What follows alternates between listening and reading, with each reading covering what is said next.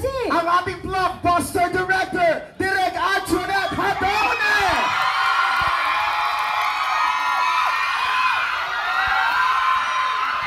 Mga kapamilya, again, Liza Soberano ng Ricky Hill and Direk Antoinette Hatone!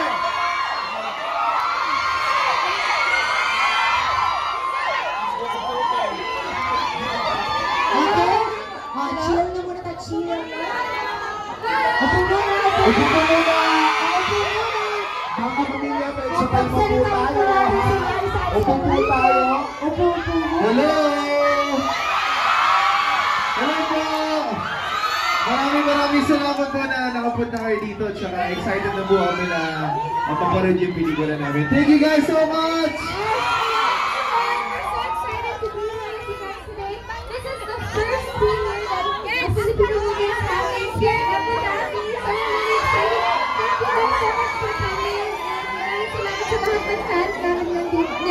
Thank you so much.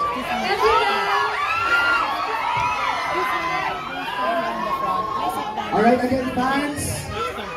Medyo kalma po tayo ng konti. Lahat po tayo ulit po. Okay, para makita po ng lahat yung pagos po natin. Director na, good morning po.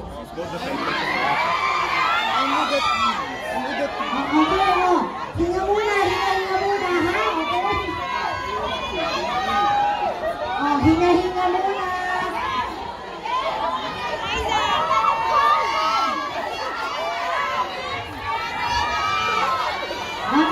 And of course, let's also acknowledge Direk Dan Villegas. Kasama rin po natin siya ngayon, Direk. Good morning po and welcome to us. What's up, of course? Palakpakan natin, Direk Dan Villegas. What's up? Yes, si Direk Dan po ang kauna-unahang nakapagdala ng international screening dito sa pelikula niyang Excess Baggage. Let's give a hand naman for Direk Dan Villegas. Direk, ulit po may message din po kayo for the... Maraming salamat po sa pagpunta niyo dito. Thank you. Yay! Okay. Relax na ba ang lahat? Relax na ba? Okay na. Chill muna tayo. Chill. Okay, pagbilang ko ng 3, tahimik po muna. 1, 2, 3. Thank you. Ayan. Madadali naman palang kausap. Sobrang disiplinado ng mga Lisket fans naman kasi. And now, siguro let's proceed sa ating first game ngayon, sa ating game. Yes! Ayun. Para mas makilala natin si Liza Soberano at si Enrique Hill, meron tayong mga few questions para malaman natin kung sila nga ba ay alone or together na gusto nilang gawin ang bagay na yon. Okay? And syempre, para may konting twist, pupunta kami sa inyo, ni Maria Maldita. Okay? Ingat lang ho dito sa partner ko ha, kasi siya po ay jaundice. Ito po na sabi natin kanina. So, yung mga nasa gilid po ng ating mga audience, fans, upo po tayo. Mamaya po tatayo tayo para sa photo op. Upo po tayo para makita po natin lahat ang ating mga nagagandahan at poging mga artista. Upo po tayo mga nasa gilid. Okay. So pag nakaupo po lahat, pag nakaupo na po, saka tayo mag-start. Okay? Siyempre, di ba, gusto na natin mas makilala silang dalawa, di ba? Kaya, chill muna tayo, relax. Yay! Hi! Charot. Chill muna, chill ha? Okay, so ayan. Okay, ready? So, ang game natin ngayon, tinatawag po siyang alone or together. Again, si Liza and si Enrique, meron po silang placard sa kanilang nahahawak na nila ngayon at tatanungin natin sila kung ano yung mga bagay na ito ay gusto ba nilang gawin together or gusto nilang gawin alone. And pupunta po ako to some of the fans din para magtanong. Yes, okay. Uy, tumalon! Taas tumalon ah. So ayan, si Johnny Biriani po ang hanapin nyo lang siya ha. O huwag niyo pong agawin kay Johnny Biriani yung mic ha. Okay. Sabi mo kung ready ka na. Okay, Johnny. We have a question from Cheryl. Alone or together? Manonood ng movie. Together! Siyempre, di ba, masarap manood ng movie kung kasama mo yung tao kahit mo, di ba? Siyempre. Oh! Hello? Hello? Okay. Hi, Liza. Hi, Enrique. Love you po. Hello, love you. Kung mag-exercise kayong dalawa, alone or together? Pwede ba namin malaman kung bakit? Kasi nakakatamad po mag-workout po mag-isa. So, pag nakita mo na sa challenge ka rin sa nagawa niya, so kailangan gawin ko rin doble. Ganun. Hello po kapamilya! How are you? Hi! Actually, this is my second day. Actually, nasa Dubai. Oo nga. Diba? Grabe! Hindi po. Saan ka ba? Taga dito ka or Dubai? Yeah, syempre fan kayo, di ba? Syempre, go, go, go! Yes! Anywhere, kapamilya.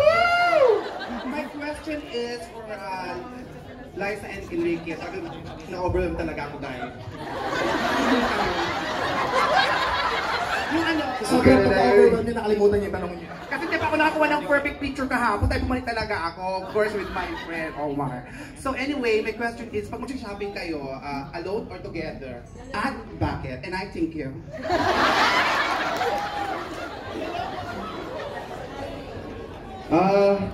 Well, together po talaga kami nagsha-shopping lagi. Pero minsan, gusto namin, bakit ba? Hindi kasi pag ako, medyo matagal talaga ako mag-shopping. Mas matagal pa ako mag-shopping kaysa sa kanya. So, minsan siya yung laging mga, bilisan mo na, huwag yan ang pahay. Mga ganun. Alright, now let's hear our next question from Beverly. Hi, Lisken. Hello. Magbasa ng libro. Alone or together? Walang option si Ken. Hindi siya nagbabasa. Movie na lang.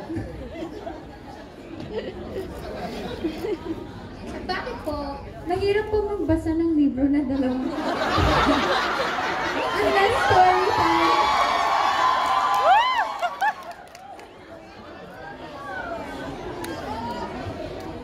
Hi, Lisken. Hi! Hello po. Makipagkita sa friend. Alone or together? Kasi yung mga barkado po namin parehas din eh. So, pag kasama namin sila minsan yan, kasama lagi kami. Hello po. Ayan. Hello, Lisken. Hello!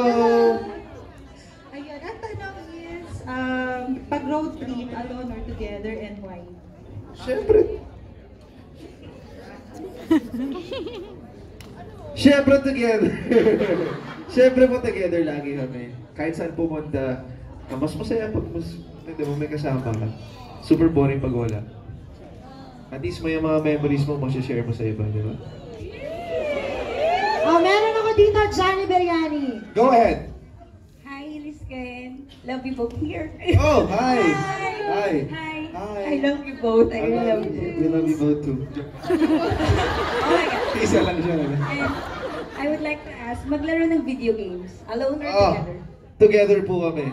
Pero, Pero madalas siya alone. Bakit? Hindi, kasi you play at your house, di ba? pero pag mga mobile games, lagi po kami. Together. Yeah, together. Mga Rose, PUBG. Thank you. Okay, meron tayo dito sa dulo, coming from Mary Chris, kung magsa-sound trip daw, alone or together? At bakit? Depende. Joke lang. Saan po kayo? dito po sa dulo. Ano po siya? So, fire exit nata kayo. Hi, Lisken, dito kami sa dulo. Hi. Kung magsa-sound trip daw, alone or together? At bakit? Depende po. Minsan together, minsan alone kasi ito puro BTS ang pinapakinggan niya. Siya naman puro EDM, walang lyrics. Hip-hop, EDM din eh. hip-hop, hindi puro pauso, hip-hop. O, dito naman sa side na to.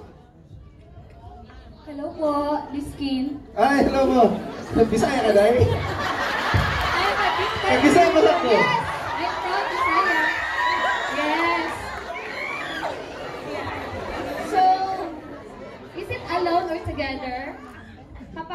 mag-food trip kayo ng bago or kakaibang foods? Why po? Masarap kumain, eh. Joke lang. Hindi, masarap, masarap po kumain kapag may kasama ka din, eh. Dapat together Kapag may po. kaagaw ko, parang mas masarap kumain. Pag ikaw lang may isa, parang nakakauboy, pero pag may kasama ka. Hindi. Pero pag budol fight, masarap kumain, di ba? Kasi ang dami nga. Tsaka lagi pag may bago akong kakainin, siya unang titikin. Para alam ko kung masarap o hindi. Yeah. Ako lang isa gawain din sa akin yan nung partner kong ayun si Maldita. Kapag hindi masarap, sa akin pinapakain. Let's ask the Director at Alhadaune before we proceed to our Q&A siguro. Direct, kapag kayo po ay magta-travel with Direct Dan, ano po gusto niyo, magta-travel, ano pong gusto niyo, alone or together with Direct Dan? At bakit? Mas gusto ko together. Kasi hindi ko pa natatry mag-travel alone. Mas gusto ko, may ka-explore ng bagong place kaysa mag-isa. Hashtag Tondan. Bago yun. Love team. Bagong love team na ipapa-hashtag natin ngayon, hashtag Tondan. And speaking of travel, meron kasi si Direct Tonet na parang, tama ba Direct? Meron po kayong separate na Instagram page, di ba? Account for your travel adventures, tama ba? Check nyo yun. Ang username nun ay Nakaluwag-luwag. nakaluwag-luwag, tama po ba? Ang gaganda nung mga in-upload doon ni Direct Tonet. Maldita, Ito, total na mo na rin naman kay Direk, no? Ito po, Direk Antoinette. Kamusta po na makatrabaho ang Lisken at meron po bang bagong aabangan sa kanilang dalawa? Magugulat kayo sa movie kasi marami silang ginawa na hindi pa nila ginawa sa ibang movies nila. Wow! Bilangin nyo. Wow! Nako, parang may hint Abang-abang ito! Ano kaya yun, no? Parang may hint na kami dito kung ano yun. Maldita, magpaproceed na ba tayo sa ating question and answer portion? Okay. Actually, meron na ako dito. Go ahead. Pero pa kinukulit ni Ate, kilala ka muna. I'm Arlene. I'm from Al-Ain. I'm your fans from long time. Forevermore. Oh, wow. Thank you po. Kayo lang nagbibigay ng bigaya sa buhay ko dito sa UAE. Oh, thank you po. Sa kausap niya sa IG. Tanong ko lang po, alam ko na usually yung mga questions na yung mga interview niyo, yung mga sagot niyo. Pero gusto ko pa rin tanong sa inyo kung ano ba yung plans niyo in the near future sa career niyo. Gusto ko lang malaman. Sa kayo baka panibagong movie gusto pang makuha. Oo nga eh, parang kailangan din namin ng manager. So, ano kaya? Ako kahit basta kasama ko rin si Saka, basta trabaho naman sa amin. Pa yung plano for the future, hindi pa namin talaga na-figure out pa. Sa ngayon po, hindi pa. Ano po yung gusto niyong role? Si Ma'am Liza Darna yan eh. So, Baka ba gusto ni Liza na maging baka horror? Gustong itry ng dalawa? Mahilig na talaga kami po sa horror, action, and pero yung sinasabi niya kanina, wala pa pong balita doon. So. Ayan, so antayin natin baka susunod kontrabida, ganyan. Ayan, thank you ate ha. Okay, next, Johnny Beriani. We have another question naman still for our Q&A portion mula kay Rich. Good morning, Miss Ken. Because nanood ako ng PBB, si Liza, mahilig siya sa chili. So si Ken ba, mahilig din ba kumain together with her? That's it. Thank you. Mahilig naman po siya, pero yung tolerance niya mas mababa ng onti sa akin. Tapos ngayon, hindi na rin siya kumakain masyado kasi sobrang naging acidic na siya. Sumasakit pag super spicy, sumasakit yung chan ko. Pero dati kahit mas marami pa ako nakain ng samyang dito eh. Dati. Kasi ako acidic din ako. Oh, dati. So nagkabaliktad lang ngayon. So ngayon, ako yung Acidic pa rin acidic. naman ako, pero love-hate relationship. Kahit gusto ko siya, kahit nasasaktan ako sa kanya, gusto ko pa rin. Sa samyang. Sa noodles.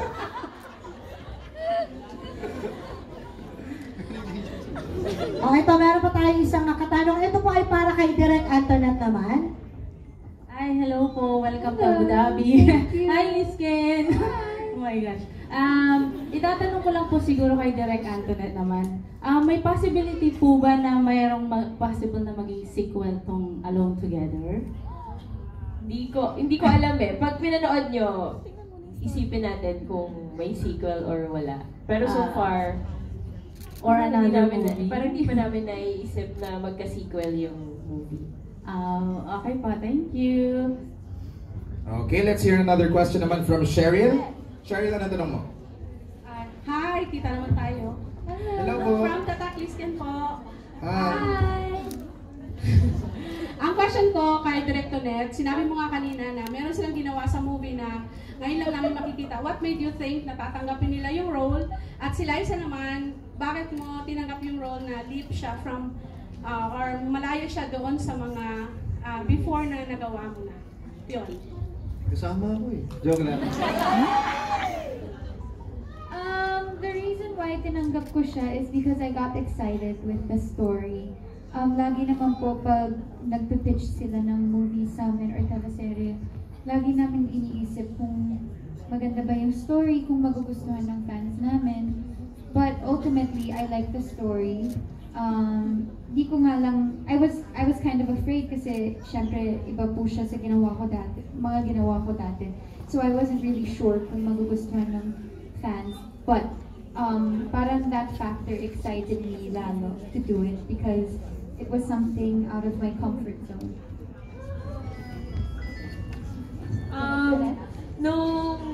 Nung pinitch namin kay Hopi at Ken yung project sa ABS, kinakabahan pa ako kasi hindi ko alam kung tatanggapin nila or hindi. Kaya nag-prepare pa kami ng PowerPoint. Gumawa pa talaga ako ng PowerPoint para makita nila yung journey ng characters, yung story. Tapos nagulat ako na even before pala kami nag-pitch, binasa talaga nila yung script, yung sequence treatment. Na alam mo binasa nila kasi yung mga questions nila nasa detalye, parang very detailed, very specific yung question. So, nung nag-yes sila, sobrang natuwa ako na willing sila mag-take ng risk na gawin yung mga characters na yun. Kahit alam nila na hindi yun yung usual na ginagawa nila sa past movies nila kasi nga, they're playing 27, 28-year-olds na mga tao na 21 and 26 pa lang sila. So, doon pa lang napahanga, wow, 16. Doon pa lang parang napahanga na nila ako as actors. Yeah. Thank you. Thank you, Direk. Ito, one last one. Meron tayong question dito. Pagani. Hello, ganda and lakas. Hi. Pinafollow ko kayo sa Instagram at sa ibang social media. Pag nakikita ko, marami kayong post na pupunta kayo sa iba't ibang places. Together, ano yung dream nyo pang puntahan na lugar? Marami po. Dream talaga namin po to travel the whole world talaga. Actually, nakalista pa kayo mga pupuntahan dapat namin, mga Africa, mga Egypt, Maldives, Bahamas, Jerusalem, South America, yung Amazon, yun talaga gusto ko punta. Antarctica, mga ganun. Super. Nepal, mga ganun. Thank you po. Thank you. Ayan, thank you po sa inyong mga questions. Ready na ba kayo magpa-picture? Napag-usapan na natin ha, kanina. Ano yung napag-usapan na nga natin, Maldita? No hugging, no hugging, kissing, no touching. no touching.